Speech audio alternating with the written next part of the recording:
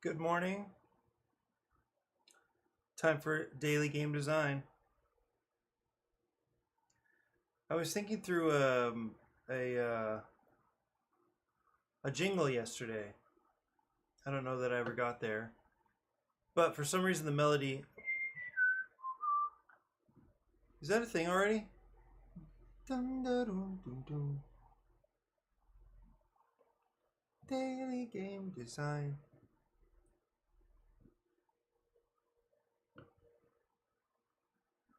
I posted to BGDL yesterday, and um, it was after seeing somebody's Kickstarter video, I think, or description of the game, and it was basically great for players of every, what was it? Great for both beginners and experts, or great for players of every level. And for me, I read that in two different ways. One way is that this is a marketing tactic, essentially shoehorning the game into more houses. Trying to. Because maybe some people respond to that, but it's hard for me to imagine that many people are like, yeah, makes sense. The other way I think of it is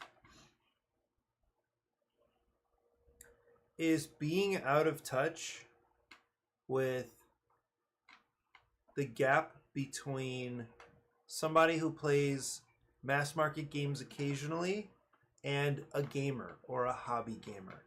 Like I think a misapprehension of that gap. And I thought of it's something like it's similar to it's similar to thinking of a chess player. Uh-oh. Similar of thinking that, like, well, chess is chess. There's like pretty much some good chess players and some not so good chess players, but it's just chess. When the reality is that if you are playing if you're playing a like a national master or something, you're gonna have no chance. If you're just an amateur, you don't know much about what's going on, you're going to have no chance. That would be like a 5-year-old playing a high school basketball player. And then if you were to play a grandmaster or a super grandmaster, that would be like a 5-year-old playing an NBA player. So the difference in level, so just like it's easy to forget that the absolute worst player in the NBA is amazing. It's easy to forget that because you look at them, you say, wow, that person's not making any shots. Well, that person just got the ball stolen from them or whatever. They must not be any good. That NBA player or any professional sports person, that professional is 1,000 times better than you or whatever, right? The point is, wow, that rain. That's pretty wild. I guess we are getting into kind of a rainy season here. But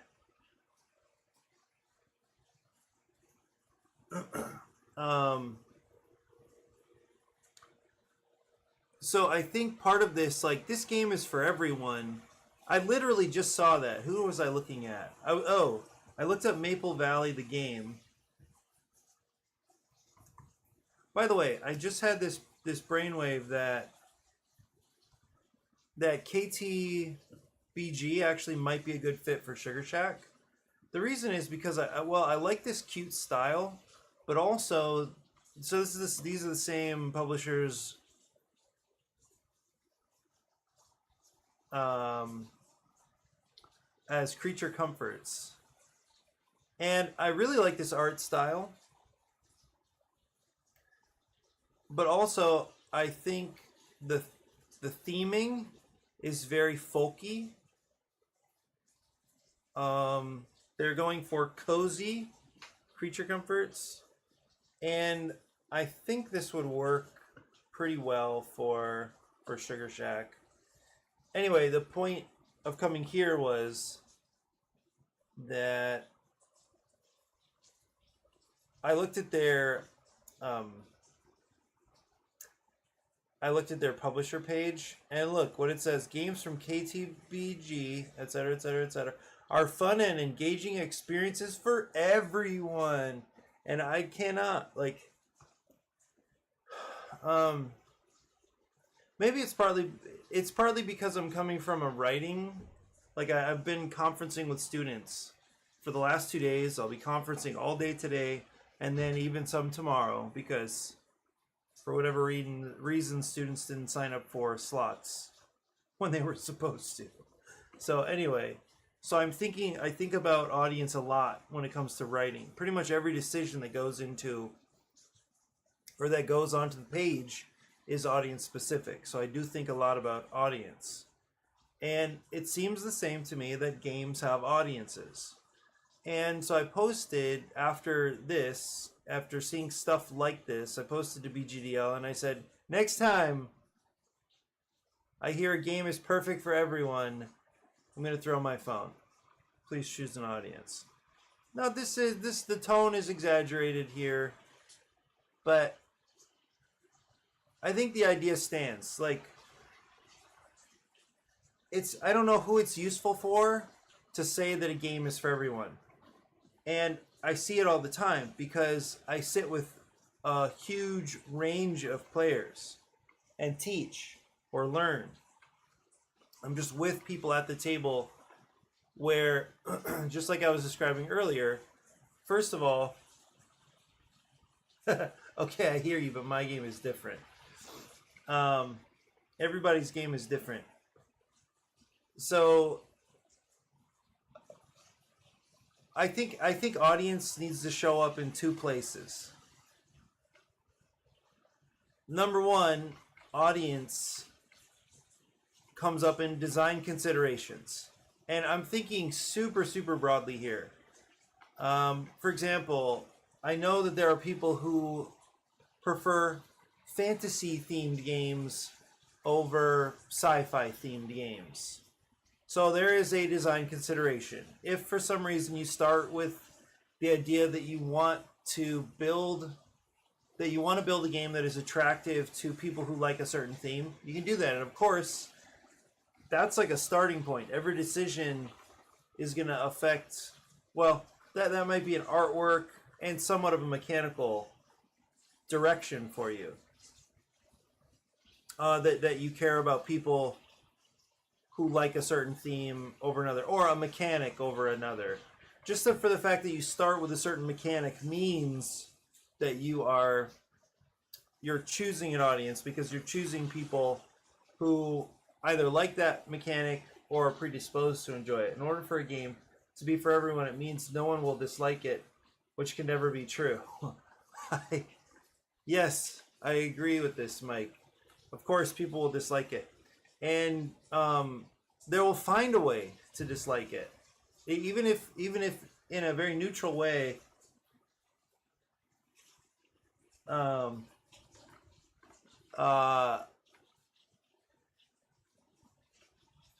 yeah, even if somebody felt neutral about something, or even if everybody felt neutral about something, somebody's not going to dislike it. However, some people just actively try to find ways to say this game is not for me. But anyway, there's a narrower consideration of audience here when it comes to theming or choosing a mechanic. But I'm even thinking, like, as Mike, as you and I are dialoguing, I'm thinking of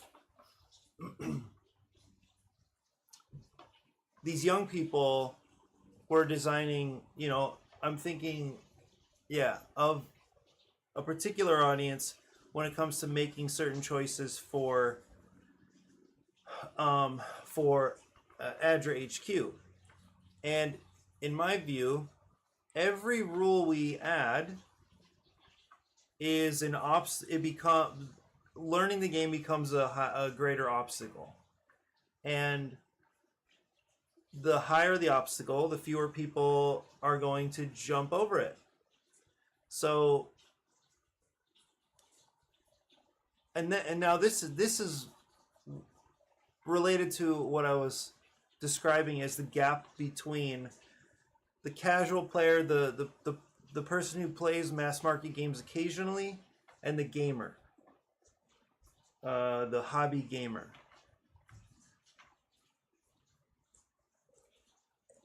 Every single rule added to the rule book will take the game further and further away from that mass market person. I'm pretty confident of that. I'm sure somebody could find exceptions. But every single rule that gets added to the teach, okay, this is one more thing you need to think about. One more thing you need to care about. It's one step further away from that mass market person. So if we're trying to design a game that is quick to learn, fitting for kids who have little experience with games, then I mean this is the kind of filter I'm putting on the mechanical complexity that seems fitting for ADRA HQ. Now, when it comes to Sugar Shack, my audience is very different. I'm not starting with an audience in mind. Instead, I'm saying, I think this theme, these mechanics will be interesting for somebody. And so in a way, the game is for whoever whoever's interested in it. But this is where I think audience shows up in the second sense. So first sense is audience. We need to make audience sensitive decisions while designing the game. The other is figure out who to tell about the game. So the other senses in which audience matters is in the marketing. And mostly what I was reflecting on here with BGDL is the marketing. People are saying this game is great for everyone. That's manifestly ridiculous. And it feels cheap to think it feels cheap to think you are the exception to that, or your game is the exception. So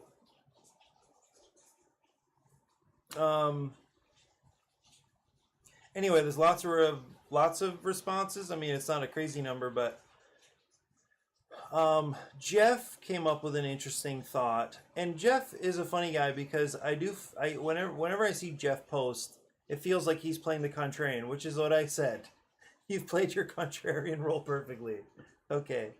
But anyway, we had a little bit of a dialogue back and forth.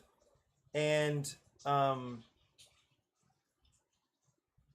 so my response to him was that well, I should say his position first. He says, I don't think games are for a specific audience, they're for a specific situation. But in principle, anyone might find themselves in that situation, so in principle, a game might well be perfect for anyone. I think I know what he's trying to do and what he's trying to say. It's still ridiculous in my view. But I appreciate Jeff and his thoughts because he does come from a different angle on a lot of stuff. The big one is that you should talk about your games early. He's not a fan of that. He feels like at some point you don't really need to tell anybody about your games. There's no reason you must be open and you must expose the ideas of your game. For sure. I agree with that. But in my view, it's better to let people in and not to be afraid of people stealing ideas and stuff like that. Anyway, my response to him, Mike, I see you've got something there, but my response to him was, first of all, to agree that I understand that the moment matters, and this I see because, well, I have this list here: the energy level of the players, the time pressure, the age and experience range of the players, the cultural backgrounds of the players, and all of this goes into how I choose games for the people at the table if I'm hosting.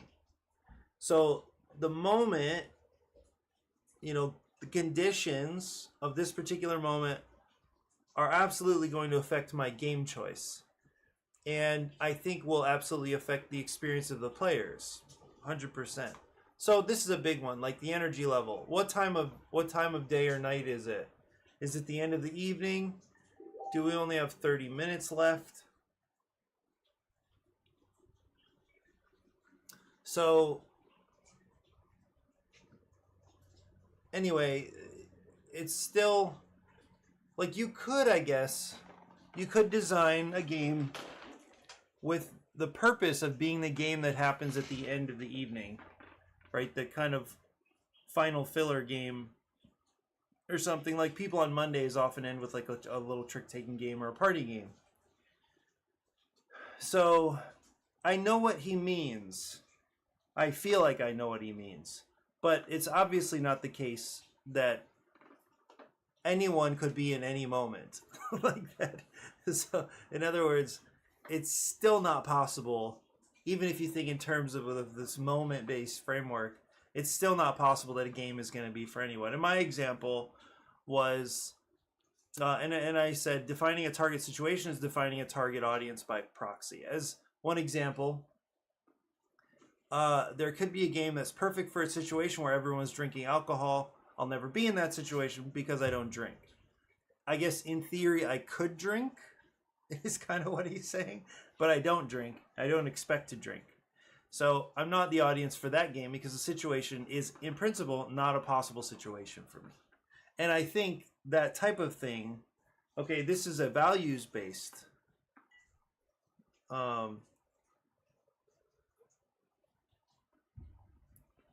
yeah, right. Yeah. Anyway, I'll finish my thought here, and then I'll pick up what you're saying, Mike. So, yeah, it's in imagining the situation and the people in that situation that now you have a sense in which the game might be for an audience. So I like that he highlights situation. That definitely matters, but it's situation as a moment in time that assumes certain players under certain conditions. So it's still an audience question. Yeah. So even though I think it's important to think about the situation, this doesn't do away with defining an audience. So anyway, he had a response. You can go read it for yourself on BGDL. Now let me look at what you've got, Mike. So don't be afraid of rules for your target audience. So a game with 5 pages of intuitive rules will feel lighter and more approachable to mass market than a game with 1 page of unintuitive rules. Yeah. Similarly, I feel like I know what you mean, Mike, and I do feel like you're exaggerating here. With 5 pages of rules, but anytime you need to anytime you're asking somebody to remember how things work, that puts a mental load, that puts cognitive load on a player, and the more you ask from them, the fewer people are going to be willing to do it. So I know what you mean, intuitive versus unintuitive rules for sure. But the fact that there are more rules and more things to remember is going to eliminate more and more people. That might be fine because maybe you're not interested in people who don't like games very much. So you don't need to design for them. However, even the people who have an inkling, a slight leaning toward games, I think the more you ask of them, especially if they're inexperienced, the less likely they are to engage.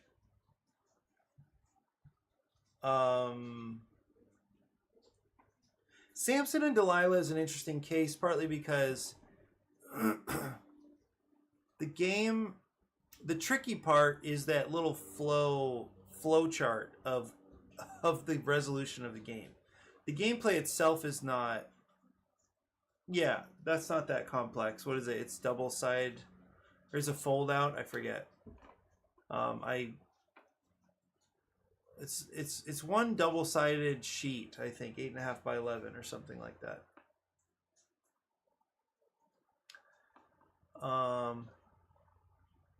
Yeah, right. And then is there a game that's for blind, deaf, limbless, etc. individuals? Checkmate Jeff can't be for everyone. Yeah, I was talking with a student yesterday, and I think she was analyzing commercial. What commercial was that? Well, so the papers that my students are working on, they're rhetorical analysis papers. So they're thinking a lot about audience, and they're thinking thinking about the tactics that people use to persuade each other. So the students I asked the student, who's this for? And she said everyone. And then it's not hard at all to start narrowing the audience. For instance, what language is being used during the ad? So both text and spoken. Well, if it's English,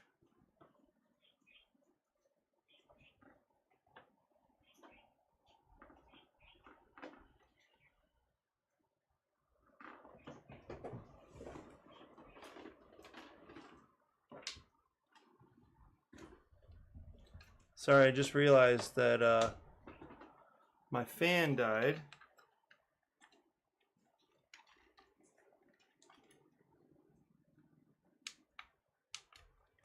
And I think when my fan dies, I think that means my laptop is going to get stressed. So just 1 second.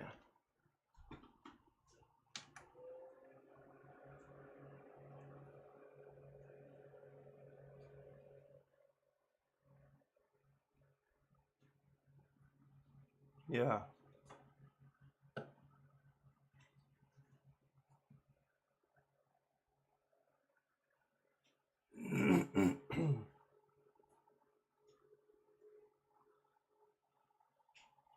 Yeah, so I'm with you.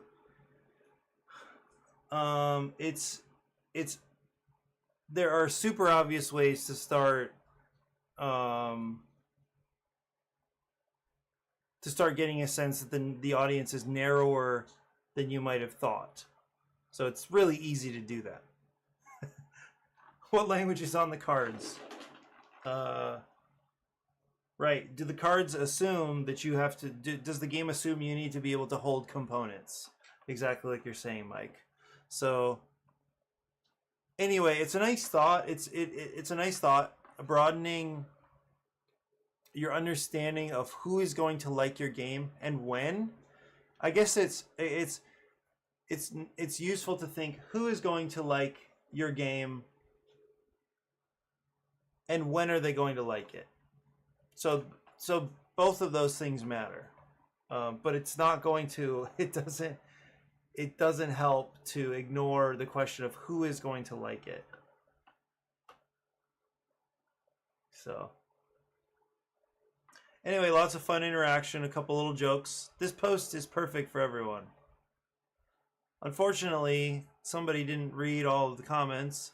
This comment is perfect for everyone. Oh, maybe I didn't. Maybe. Oh, Carcassonne is perfect for everyone. Oh, I didn't realize there's 7 replies for this.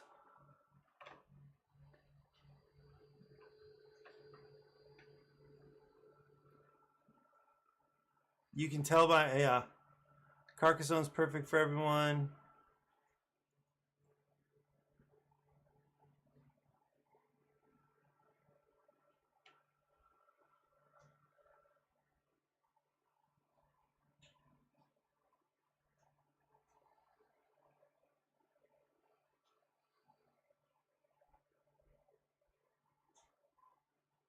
Yeah.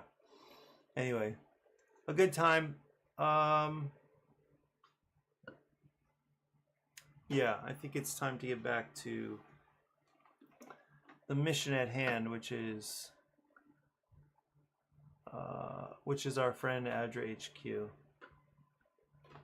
Yeah, so I think that really is the key. It seems to me like when my laptop starts overheating, that's when my bitrate drops. Or the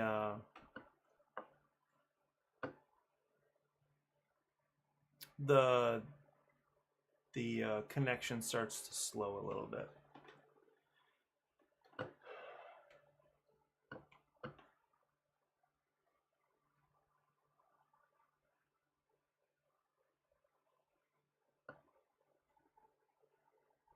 Oh, I got a response from... Yeah, because I wrote about our situation with architects where my friend Jeremy and Ronson, they were both frustrated that the game didn't seem to be as good as they thought it was going to be, or there were certain things about it that just didn't work well for them. One of them was not having an outlet for money. Anyway, I wrote that longish thing, and then Sam McDonald wrote back. Interesting, this first thing was, it was designed a long time ago. They probably would have done stuff differently. The expansions changed things and include more ways to spend money. We rushed the game, which definitely was the case. Anyway, that was nice of him. Okay, so we're back with Gemini and ADRA HQ.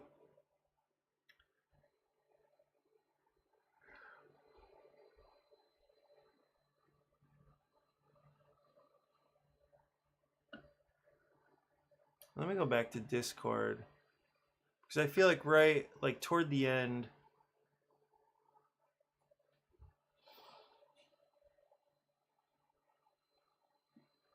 Oh, nice. Jesse's doing Lexicon.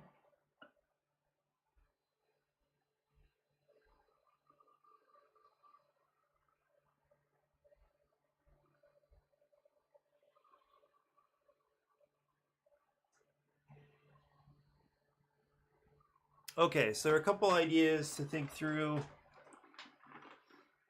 One of the questions, this was a consideration from last week, I think. Do we pause at HQ or not? Add to the time, perhaps a 7-minute game versus a 5-minute game, right? Special abilities. If the last icon needed to complete a challenge card is a specialty of one of the characters, that character can complete the challenge without playing a card. And then, so that was related to this string of comments. Specialties. There was the idea of needing to fulfill or satisfy icon requirements in order, and I don't mind that idea. I think some of this has to do with, is it solving a problem that still exists? Because one of the idea seemed to come from the messiness of a bunch of cards being laid out, and maybe that would be a problem. And I agree. I think that would have been a problem. However, now that all the cards for players, that all the player cards have 2 icons, I feel like it's less of an issue to try to track. It's less of an issue to track.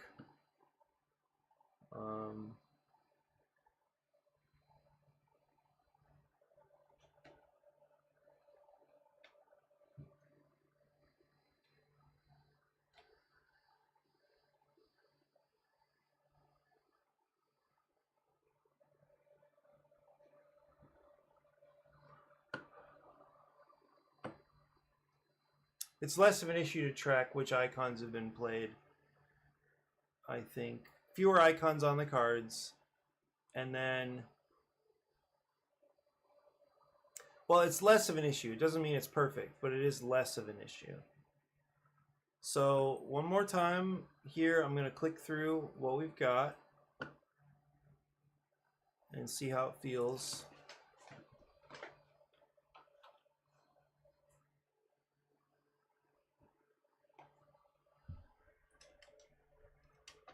I hope my little fan's not dying already.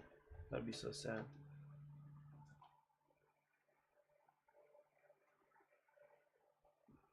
Losing time. So is it better to refocus? I'm gonna try to refocus and go west just so I can have a full card there. Okay, that was a shame. Then I'm gonna refocus back north, eh?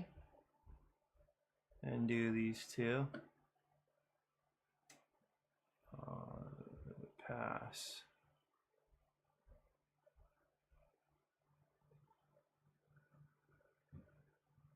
I was even thinking that this could be an issue. That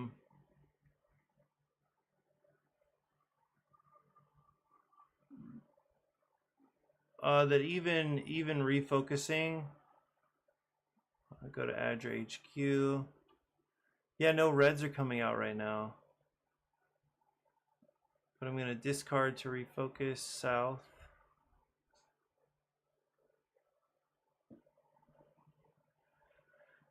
Draw. Okay.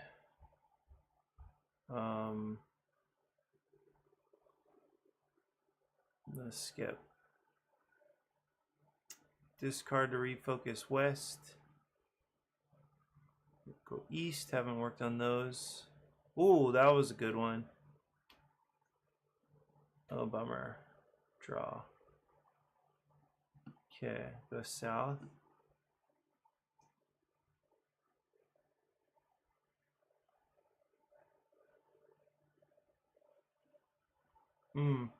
I think, yeah, wait 1 second. So fulfilling an order. Ooh, I really need, let's go back to HQ.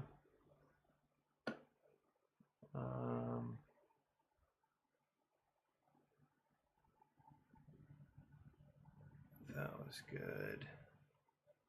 Skip. Cards with 7 symbols are still kind of wild. I think they're good, but they're still kind of wild. Oh, this one. Wait a minute.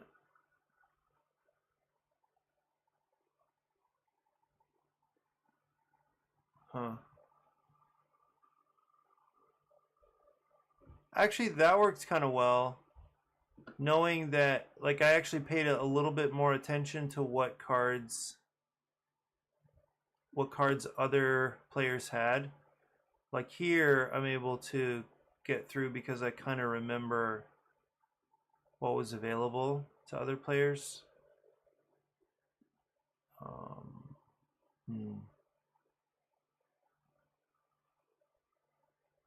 Draw.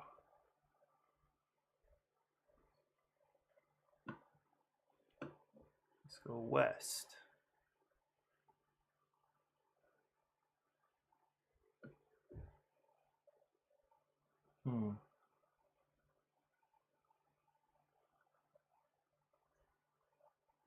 Uh-oh.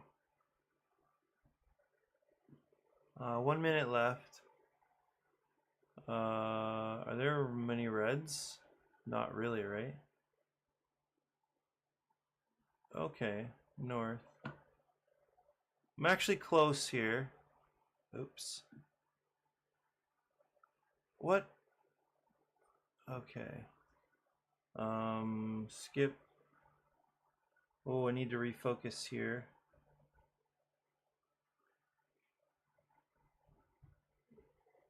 East. So that was kind of useful, or kind of a nice little problem. Pass. Let's go west. Uh-oh. Draw. Skip.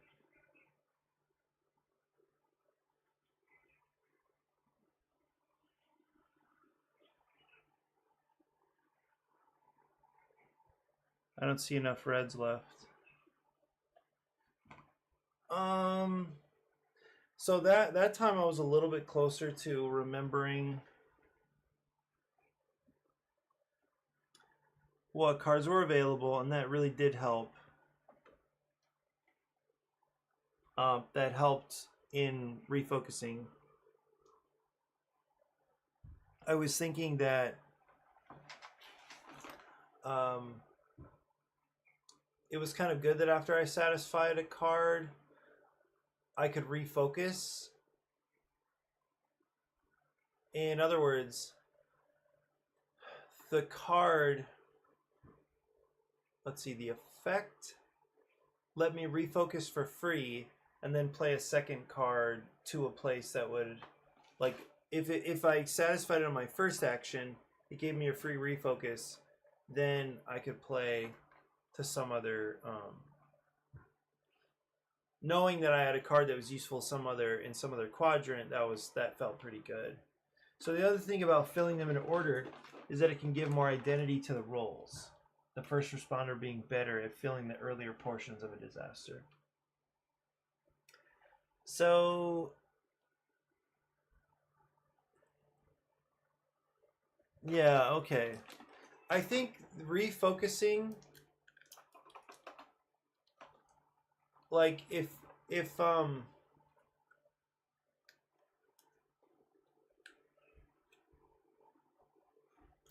well, I think that it almost,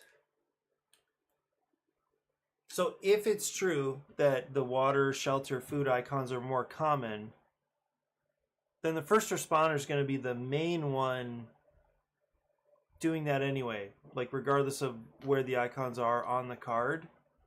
So they might be, even though I think thematically it makes sense for them to be the first ones to show up, I think that might put a lot of weird pressure on refocusing. Or like it might make that feel too important, too necessary all the time, to waste a bunch of cards to like shift around to refocus.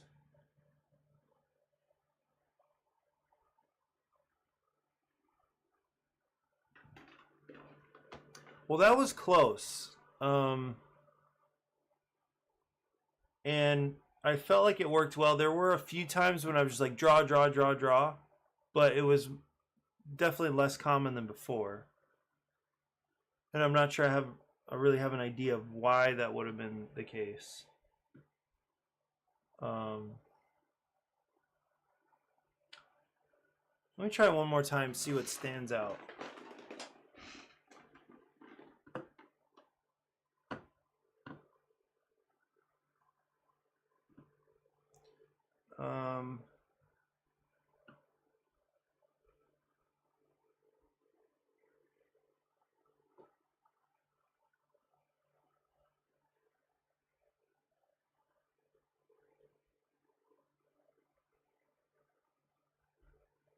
Ooh, that was a bad idea.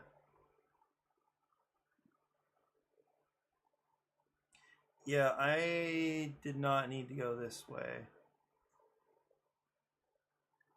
I'm going to visit HQ.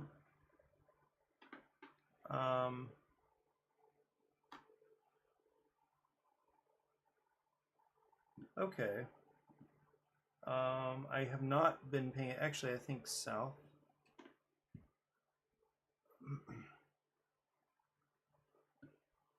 For some reason those reds feel pretty rare.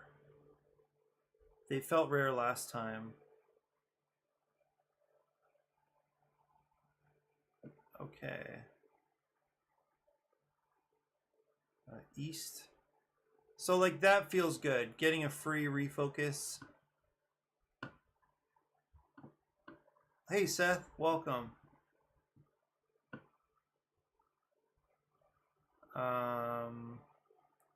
I'll draw. This one works. Skip.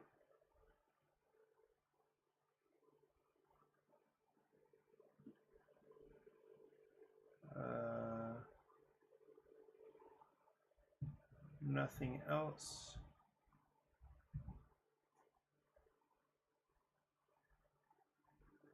By the way, I got on my moped for the first time yesterday and rode down to Armchair or Other Realms in Armchair, and it was perfect.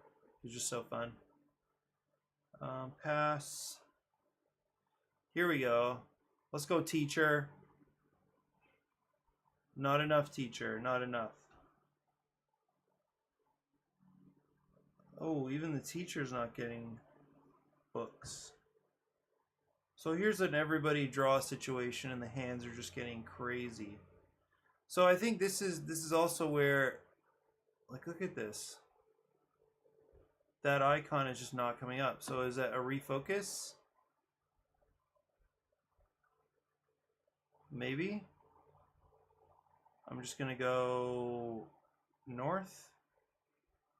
Pass. So 1, 2. Let's go west. 1.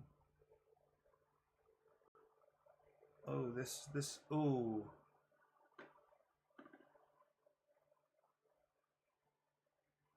You just need 1 red.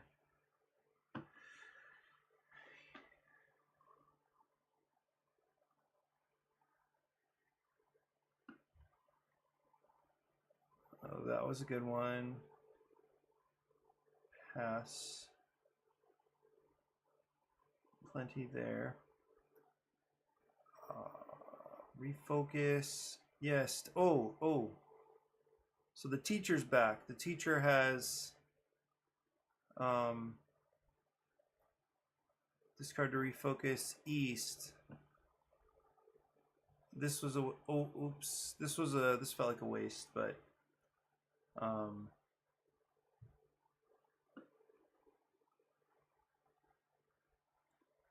yeah, this is not good. Because now I just need the reds again. And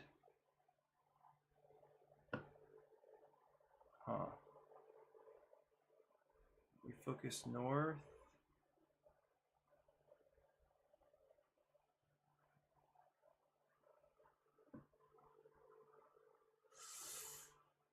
Yeah.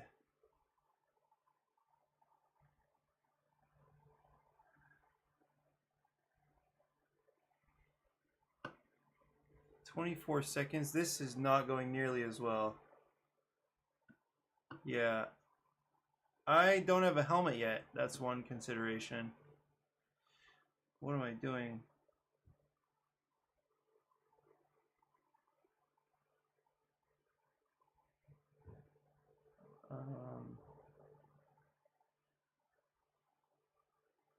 Okay, only 2 cards left. I wonder if this is fine. Yeah, the guy that sold me the moped,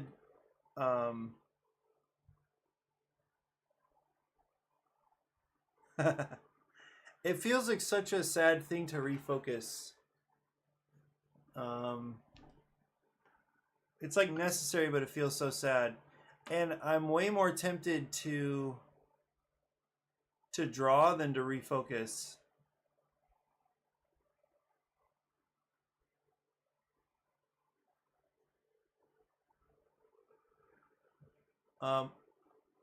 Yeah. Okay. So the guy that sold me the moped took his helmet because it's like a full motorcycle helmet, and he said, well, first of all, it's like a nice helmet, but it could be weird that somebody's been breathing in there for forever.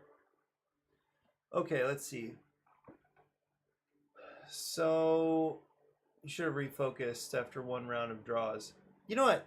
I can share this with you, and you can also play. Did you know that?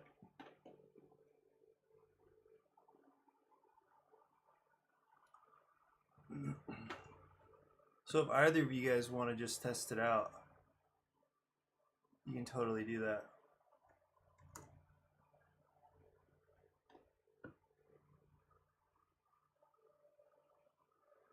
The draw would basically tell everyone else, I don't have anything good for this challenge, and refocus would be used less strategically than you are currently doing. Less strategically, meaning it would just be more common.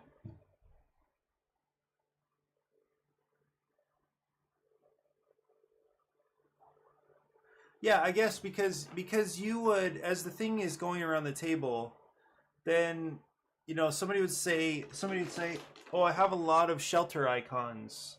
Let's go north," and then the other person would go north, right? And it wouldn't feel as sad because you're doing it knowing, like, having confidence that the other player is going to help get you guys to make progress.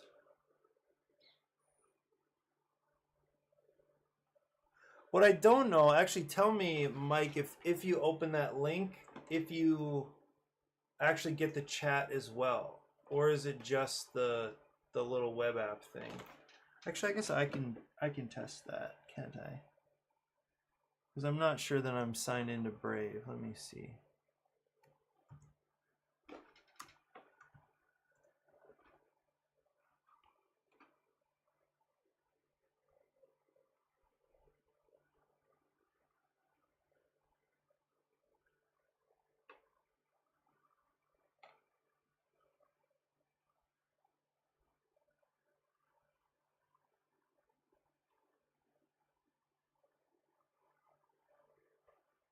Well, I also think IRL that that players would be talking to each other about what they have. The other thing would be to limit communication, and that's totally a viable possibility here.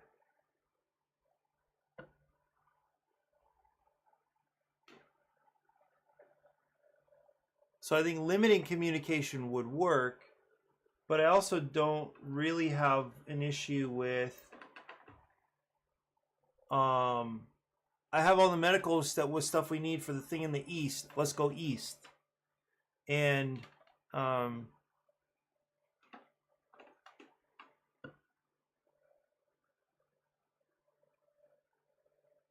well, I think it could be that you could only talk at HQ, but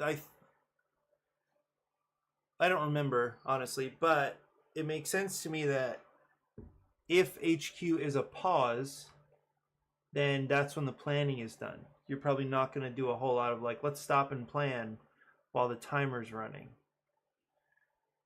And it could be the Magic Maze model of, like, the sand timer once you're on the X. I think you pause in Magic Maze, but I guess I'm not too sure. What did the link do for you?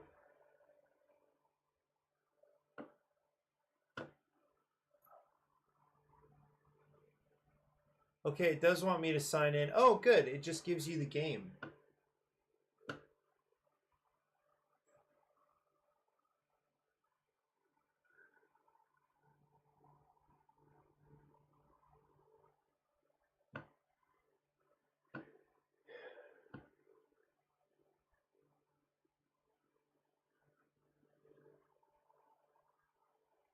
Yeah, I think going to HQ and planning, going to HQ and talking is a nice idea. And it probably was the default at one point.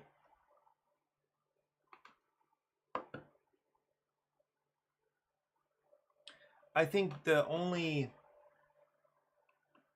issue there is I'm actually liking the idea that there could be, that that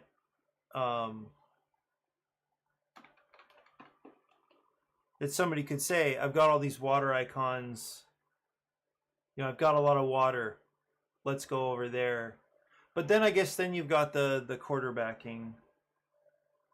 I think if you can't, I wonder how often people would go to HQ if it really was the case that they couldn't talk otherwise.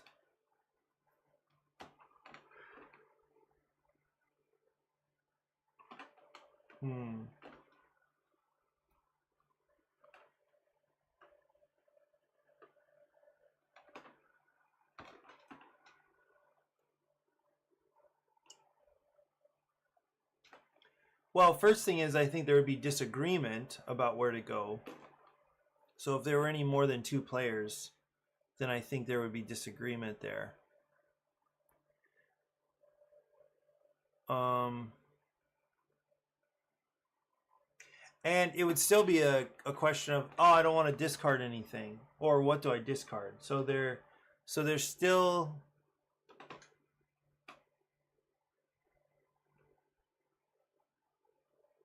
that issue. But like if you I mean, that's still like a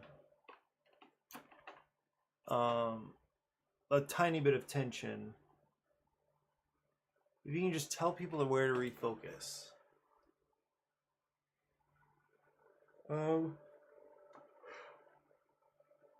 There's also there could be something about what you're allowed to communicate, if anything.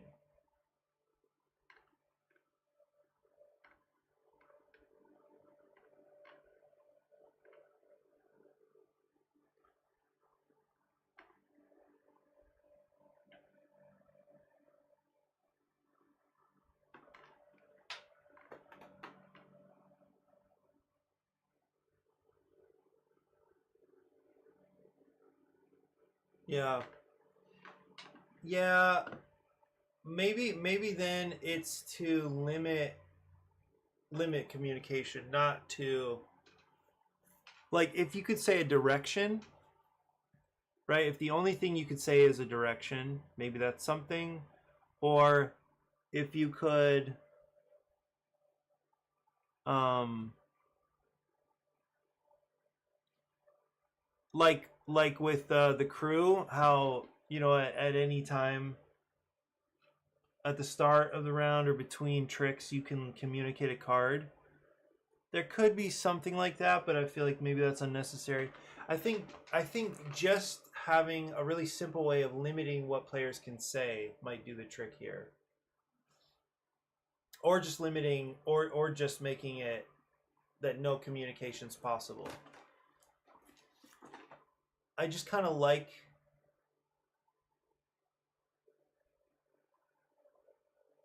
I like that cooperation could be happening generally, like that it could be happening throughout the game, rather than just let's well, it would still feel good if somebody focused on a place that you could do stuff, regardless of whether or not they knew that they were helping you out.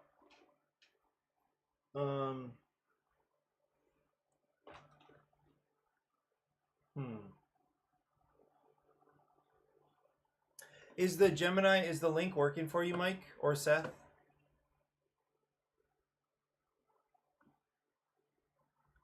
This is another case where I'm gonna have to transition away really quickly because I have a student to meet with in 15 minutes, so I have a few things to do before that meeting.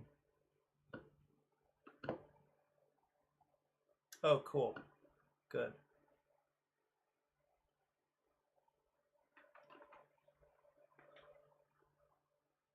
And I wonder if I change stuff, if you see it. Like if it's a link to this thing in general, or if it's a link to this current state of the game. That would also be kind of interesting.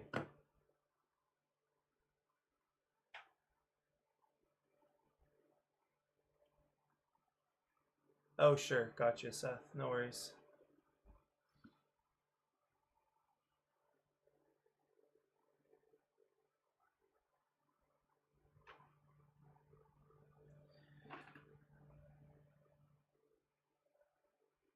Still, I get, yeah, even with these 7 icon cards, I think going back to the problem of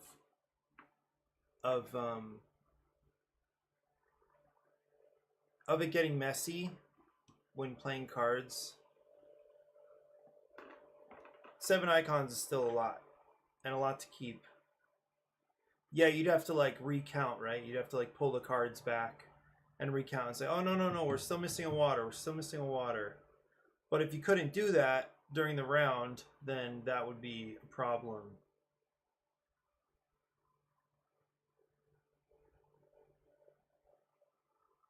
It might be that 7 icons is just too many. But it still feels good to like accomplish something that big. I bet Gemini would freak out to try to figure out how to build this for, like, to build the UI to do this. If everything was in order. This would be a hard transition to TTS, I'm pretty sure.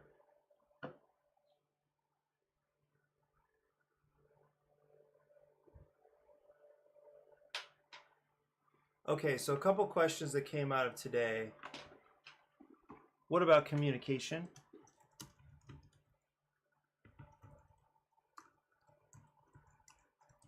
No communication except for being at HQ. Open communication. Or limited communication.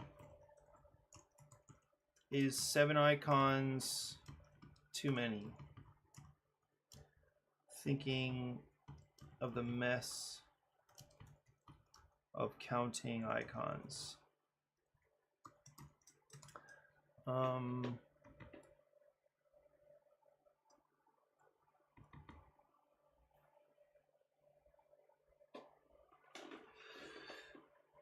icons too many. We can still ask the question about satisfying things in order. Satisfying icon requirements in order. Yeah. Yeah, I think I just need to figure out a good way to, or no, I just need to go through the steps of building the cards, which I can do pretty quickly. So tomorrow also, thankfully, I'm basically done with student meetings. It looks like I'll have a couple tomorrow, but yeah, I'll be able to do more apart from the stream tomorrow. Maybe a little bit this afternoon. Anyway, thanks Mike. Thanks Seth. Hope you guys enjoy the day and feel productive and happy no matter what. I'll talk to you guys soon. And for everyone else, thanks for joining. I'll see you soon.